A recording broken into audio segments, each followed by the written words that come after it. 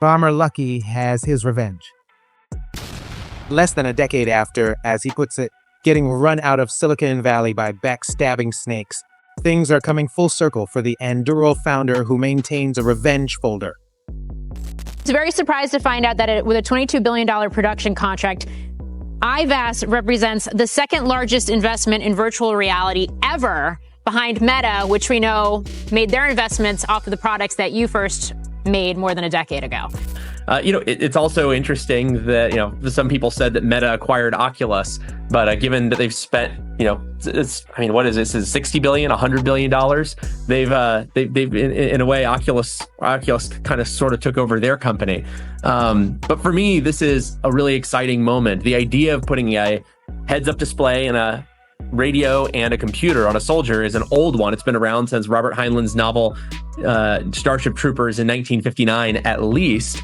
And he's so excited about the $22 billion defense contract, the startup's largest yet, that he updated his blog for the first time since 2022, which was when he unveiled his concept for a deadly VR headset. Anduril is looking to develop cutting-edge tech to the tune of a nearly $22 billion investment. Founder of Anduril, Bomber Luckey, sold the Oculus headset to Meta for $2 billion, and since pivoted to developing AR tech for the battlefield. Luckey aims to equip soldiers with superhuman sensory perceptions that can detect threats beyond typical auditory and visual ranges. After joining Microsoft as a partner on the project in 2024, the Silicon Valley darling is now leading the Army's integrated visual augmentation system program, the biggest project of its kind. The move is subject to Department of Defense approval. In an interview with CNBC, Luckey said his experience with immersive tech began as a teenager. I worked at the USC ICT Mixed Reality Lab at an Army project called BraveMind that used virtual reality exposure therapy to treat Army veterans with PTSD. And that was really the first time I was exposed to how government technology, procurement, and development can be done and deployed. It recreates combat environments from Iraq and Afghanistan to help veterans confront and process traumatic memories in a controlled setting with therapist oversight. To go back to the things that they were traumatized by, help them to confront those things, to face them, to talk about them. By this process of doing this repetitively and over time, what you see is a gradual decline in the anxiety or the fear response. The system includes scenarios tailored to a veteran's specific experiences, incorporating sensory elements like sights, sounds, and smells. It sounds like something out of science fiction. But the futuristic goggles these soldiers are wearing could transform the battlefield. The IVAS mixed reality headsets help soldiers see more of the battlefield and detect threats in real time.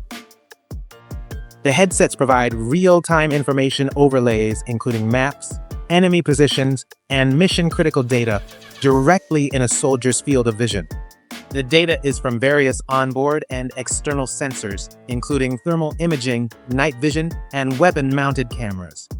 Soldiers can accurately identify and engage targets using built-in tools like rangefinders and aiming systems. The system also tracks vital signs, delivering commanders real-time updates on the physical condition of their units. The Army initiated the program in 2018. Microsoft was a key player from the beginning, adapting its HoloLens augmented reality tech for military needs. As part of its partnership with Microsoft, Anduril has integrated its Lattice software to enhance the system's ability to detect drones and airborne threats. The Army has received around 5,000 of the headsets to date, and Palmer says their capabilities are going to expand dramatically going forward. Anduril's been building a lot of the tools that actually make something like that useful. The AI platform that integrates data from all of our sensors, all of our weapons, over 100 existing DoD platforms into a model of the battle space in real time. That's what you really need to make something like this as powerful of a tool as it should be. Not just the ability to see, the thermal spectrum and the visible spectrum and the near IR spectrum, but the ability to see into a digital model of the past, present, and future, and to seamlessly team with large packs of autonomous weapons.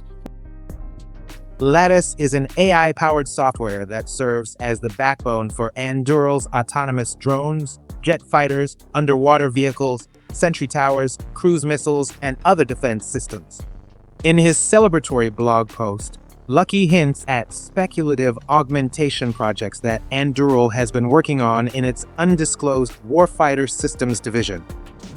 The massive win comes less than a decade after Luckey was forced out of Oculus, the company he founded and sold to Facebook, now Meta, in 2017. Facebook didn't disclose a reason for his departure at the time, but Luckey said it was due to his support for President Trump. I mean, the reason that I started this company is, well, I sold my last company, made a lot of money, and I really wanted to work on something that would actually make the world a better place, not the trite version that is spread around Silicon Valley where people pretend that better advertising algorithms are making the world a better place. In 2025, Silicon Valley's perception of Trump is completely different, with Meta's Mark Zuckerberg eagerly aligning himself with the commander-in-chief. Luckey has never stopped publicly raging about his ouster to this day. And for me, it was everything, and I lost everything. It almost destroyed me. I'm still filled with rage about it. I always will be. He said he doesn't blame Zuckerberg and would be open to collaborating with Meta in the future. And Mark Zuckerberg and what he's doing right and wrong. What they're doing right now. I mean, the reason I'm so diplomatic is because at the end of the day, I'm still a VR guy. I want VR to succeed. And me going out there and lighting everyone on fire for every mistake they make in trying to make VR happen is not going to make virtual reality more successful. That's what I was saying. I'm not unbiased. I'm allowed to be a VR partisan. I'm allowed to only say things that I think will cause virtual reality to become a mainstream technology faster. And in my estimation, going out and lighting the people who took my company, stabbed me in the back, and threw me out the back door, it's not going to be good for VR. So I'm not going to do it. And look, for whatever differences I might have with them, they are one of the companies that has put more into VR than anybody in the world, and I don't want them to stop doing that. They are one of the few companies in the world that truly believes in VR still. However, he's maintained disdain for Jason Calacanis, an influential angel investor and podcast host. He called him out speaking at the 2022 All-In Summit, the podcaster co-hosts, and periodically jabs him on X. One of the people who I think embodies this type of NPC thinking of going with what's popular and not being willing to ever reverse their position even when they're proven wrong is Jason Calacanis. Let me read about some of the things he said about me over the years. Just a small sampling. Palmer Luckey, hideous. What an idiot. A moron.